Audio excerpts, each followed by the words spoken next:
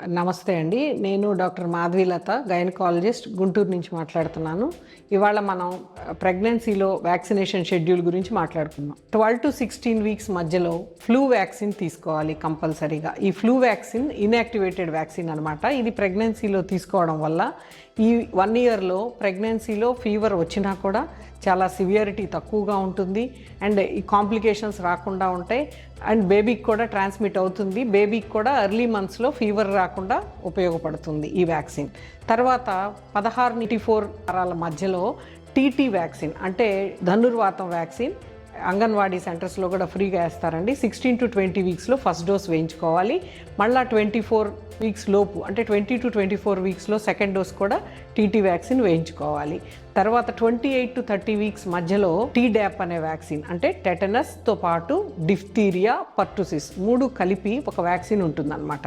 ఈ వ్యాక్సిన్ తీసుకోవటం వల్ల తల్లితో పాటు బిడ్డకు కూడా ఈ యాంటీబాడీస్ వెళ్ళి బిడ్డకు కూడా ఈ జబ్బులు రాకుండా మొదట్లో కాపాడుతూ ఉంటాయి. సో టీడాప్ వ్యాక్సిన్ 28-32 వీక్స్ మధ్యలో అందరూ వేయించుకోవాలి. డెలివరీ తర్వాత 1 మంత్ తర్వాత అంతకుముందు కనుక ప్రెగ్నెంట్ ఈ లేడీ హెచ్పివి వ్యాక్సిన్ వేయించుకోకపోయినట్లయితే హెచ్పివి వ్యాక్సిన్ 1 మంత్ లోపు స్టార్ట్ చేయవచ్చు. 3 డోసెస్ తీసుకోవాలండి. ఆ 3 డోసెస్ మీ డాక్టర్ని అడిగి తీసుకోండి. ఇంకొకటి రుబెల్లా వ్యాక్సిన్ కూడా డెలివరీ తర్వాత 1 మంత్ తర్వాత తీసుకుంటే పర్ఫెక్ట్గా ఉంటుంది. కావాలంటే ఫ్లూ వ్యాక్సిన్ ఎవ్రీ ఇయర్ తీసుకున్నా కూడా ఇన్ఫెక్షన్స్ అవి రాకుండా ఉంటాయి.